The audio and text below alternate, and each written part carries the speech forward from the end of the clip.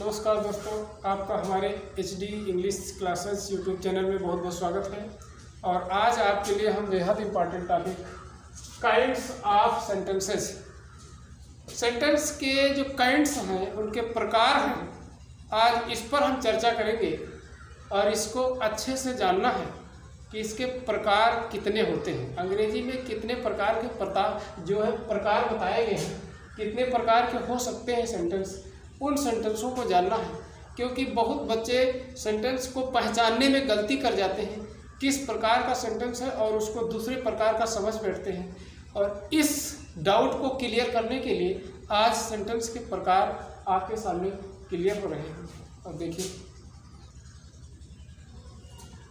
हाँ तो आइए दोस्तों, जो काइंड्स ऑफ सेंटेंस हैं, जो सेंटेंस के प्रकार हैं, वो क्लाज के आधार पर, क्लाज का मतलब होता है उपवाक्य, क्लाज के आधार पर सिंपल सेंटेंस, कॉम्प्लेक्स सेंटेंस और कंपाउंड सेंटेंस, ये तीन प्रकार के सेंटेंस बताए गए हैं। सिंपल का मतलब होता है साधारण,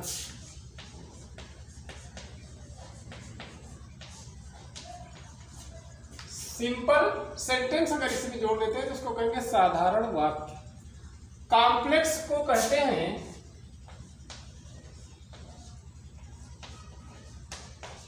मिश्रित, और कंपाउंड को कहते हैं संयुक्त। तीन प्रकार के सेंटेंस बताए गए हैं, सिंपल सेंटेंस, कॉम्प्लेक्स सेंटेंस और compound sentence. Simple sentence, complex sentence और कंपाउंड सेंटेंस। अब यहाँ पर जो हम लोग शुरू से पढ़ते चले आ रहे हैं कि अफर्मेटिव, निगेटिव, पॉजिटिव, ये सब जो सेंटेंस हैं, ये आपको दिख रहा है। सिंपल सेंटेंस के चार भाग होते हैं। सबसे पहला कौन होता है? Assertive sentence, assertive sentence. दूसरा होता है इंट्रोगेटिव सेंटेंस, और तीसरा कौन है? इंपरेटिव सेंटेंस, और चौथा एक्सक्लामेटरी सेंटेंस। असर्टिव सेंटेंस को हिंदी में अगर बात करें तो इसको कहा जाता है विधि सूचक वाक्य। अगर हिंदी में इसकी बात करें तो इसको हम कहेंगे विधि सूचक वाक्य, इसको हम कहेंगे विधि सूचक वाक्य। अगर इंट्रोगेटिव की बात करें तो इंट्रोगेटिव का मतलब होता है प्रश्नवाचक,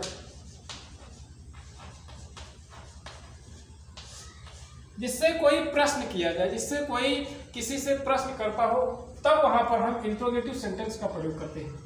इंपरेटिव सेंटेंस का मतलब होता है आज्ञार्थक,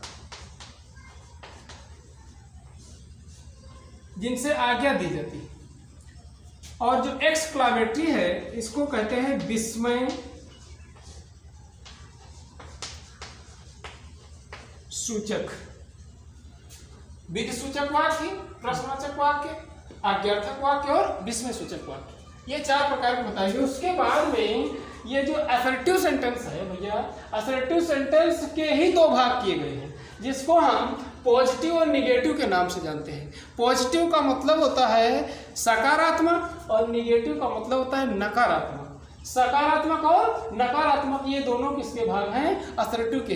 पहले हम लोग गलती बस बहुत लोग पढ़ जाते हैं कि ये पॉजिटिव होता है, निगेटिव होता है, इंट्रोगेटिव होता है, ये गलत है। ये जो पॉजिटिव और निगेटिव है, ये दोनों असर्टिव के ही भाग हैं। उसके बाद में पॉजिटिव के एक हम दूसरे नाम से जानते हैं, जिसको कहते हैं अफर्मेटिव। ये पॉजिटिव और अफर्मेटिव, ये दोनों का मतलब एक ही है, सकारात्मक, और ये जो निगेटिव, इसका मतलब नकारात्मक। उसके बाद में आते हैं इंट्रोगेटिव सेंटेंस, प्रश्नवाचक वाक्य। जो है प्रश्नवाचक वाक्य भी दो प्रकार के बताएंगे। एक को हम कहते हैं फर्स्ट टाइप और एक सेकेंड टाइप। फर्स्ट टाइप के वह वाक्य होते हैं जिनका उत्तर हम एस या नो में दे सकते हैं, इसीलिए इनको हम फर्स्ट टाइप को एस या नो आंसर टाइप क्वेश्चन भी कहते हैं। यस या नो आंसर टाइप क्वेश्चन। इसका एग्जाम्पल अगर लिया जाए तो सबसे पहले इस प्रकार के जितने भी सेंटेंस होंगे, उसमें सबसे पहले हेल्पिंग वर्ब आएगी। इंग्लिश में सबसे पहले हेल्पिंग वर्ब आएगी, और हिंदी में सबसे पहले क्या आएगा। इसको अगर हिंदी डिटेल निकालेंगे तो सबसे पहले फर्स्ट टाइप के जो वाक्य होंगे उसमें क्या लिखा होगा, और जो सेकेंड टाइप के वाक्य होंगे उसके बीच में हिंदी सेंटेंस में कोई ना कोई इंट्रोगेटिव वर्ड लिखा होगा, कोई ना कोई प्रश्नवाचक शब्द लिखा होगा हिंदी सेंटेंस में। और इंग्लिश की बात करें अगर, तो जो सेकंड टाइप का होगा उसके सबसे पहले शुरुआत में ही कोई ना कोई इंट्रोगेटिव वर्ड दिया गया होगा, उसको हम सेकंड टाइप का वाक्य कहते हैं, या उसको WH टाइप कहा जाता है। WH टाइप भैया क्यों कहते हैं? WH टाइप इसलिए कहा जाता है क्योंकि जो इंट्रोगेटिव वर्ड है वह अधिकतर सेंटेंस WH से ही शुरू होते हैं। जैसे हम लिख देते हैं WH और Y, इसको क्या कहते हैं? वाई। WH और N, व्हेन है, वेयर है, whom है, which है, ऐसे बहुत से शब्द हैं जो WH जिसके शुरुआत में होता है, इसीलिए इसको हम WH टाइप कहते हैं क्योंकि इसमें कोई ना कोई वर्ड जुड़ा होता है। जैसे व्हाट है, व्हाई है, व्हेन है, वेयर है, हु है, व्हिच है, whom है, और बहुत से वर्ड होते हैं। उसके बाद में बात करते हैं इंपरेटिव सेंटेंस की। इंपरेटिव सेंटेंस का मतलब आज्ञा देना। इंपरेटिव मीन्स होता है आज्ञा देना, आज्ञार्थक वाक्य होते हैं। जैसे हम किसी को बुलाते हैं तब कहते हैं कम हियर, यहाँ आओ, या फिर गो देयर, वहाँ चले जाओ। ओपन द डोर, दरवाजा खोल दो, उसके बाद कहते हैं शट द डोर, दरवाजा बंद कर दो। इस प्रकार से बहुत से शब्दों का प्रयोग करते हैं, बहुत से वाक्य बनाते हैं, सब इंपरेटिव सेंटेंस के अंतर्गत आते हैं। इसमें भी कई प्रकार के वाक्य होते हैं क्योंकि इसके जो सेंस है, इसका जो भाव है, उस भाव के आधार पर सेंटेंस को कई प्रकार के खंडों में व्यक्त किया गया है। जैसे कोई डॉक्टर अगर किसी को दवाई देता है तो कहता है कि टेक मेडिसिन इन टाइम, दवाई को समय पर लो। इसलिए वो जो मरीज है वह डॉक्टर से क्या पा रहा है? वो सलाह पा रहा है, यानी डॉक्टर उसको क्या दे रहा है? एडवाइस दे रहा है। तो वहाँ पर वो एडवाइस है। अगर कोई सीनियर व्यक्ति अपने से छोटे को कुछ कहता है तब वो ऑर्डर कर रहा है, उसको आदेश दे रहा है। आदेश में और एडवाइस में अंतर है। अगर कोई छोटा व्यक्ति किसी बड़े से कुछ मांगता है, कुछ कहता है, तब वो उससे रिक्वेस्ट करता है, तब वह रिक्वेस्ट वाले सेंटेंस हो जाते हैं, उसमें विनती प्रकट होती है। उसके बाद में आप बात करते हैं एक्सक्लामेटरी सेंटेंस। एक्सक्लामेटरी सेंटेंस को बोलता है विस्मय सूचक वाक्य, इसको हम विस्मय सूचक कहते हैं। विस्मय सूचक इसलिए कहते हैं क्योंकि इस सेंटेंस के जितने भी वाक्य होंगे उनमें एक प्रकार का विस्मय प्रकट होगा। विस्मय क्या है? विस्मय का मतलब अचानक कोई घटना घट जाए।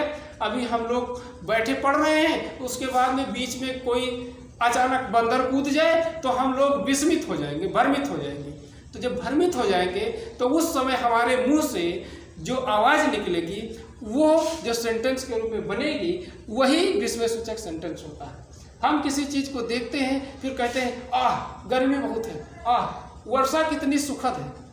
और अगर दुख प्रकट होता है तब जो शब्द निकलता है, या खुशी के समय जो शब्द निकलता है, अचानक जो हृदय से निकलने वाली जो दुख सुख जो भी बातें हैं वह सब विस्मय सूचक वाक्य के रूप में कन्वर्ट होती है।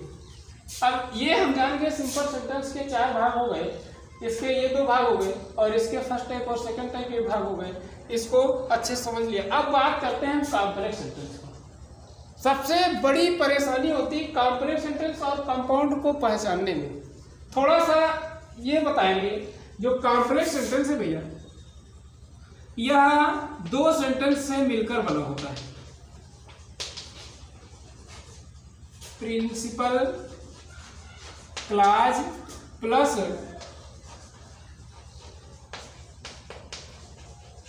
सबऑर्डिनेट क्लॉज, सी का मतलब क्लॉज बराबर बन जाता है हमारा कॉम्प्लेक्स सेंटेंस। उसके बाद में जो दूसरे प्रकार का वाक्य जिसको कंपाउंड कहते हैं उसमें principal clause plus coordinate clause बराबर कंपाउंड सेंटेंस।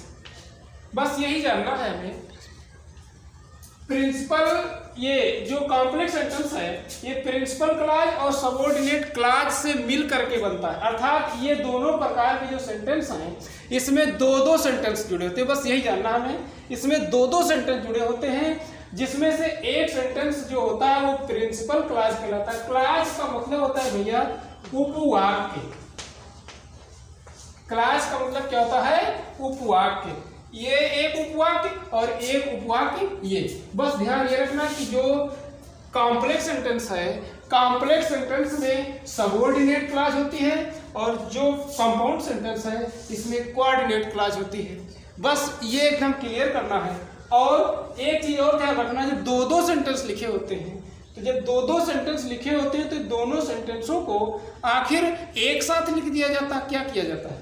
इसमें यही एक डाउट है कि दो दो जब सेंटेंस लिखे होते हैं तो दोनों सेंटेंस को जोड़ने के लिए हम कंजक्शन का प्रयोग करते हैं, कंजक्शन का प्रयोग करते हैं और बस उसके बाद में सेंटेंस बन जाता है। यानी चाहे कंपाउंड सेंटेंस हो चाहे कॉम्प्लेक्स सेंटेंस हो, दोनों को जोड़ने के लिए हम कंजक्शन का प्रयोग करेंगे और उन कंजक्शंस को हम पार्ट 2 में लेकर के आएंगे।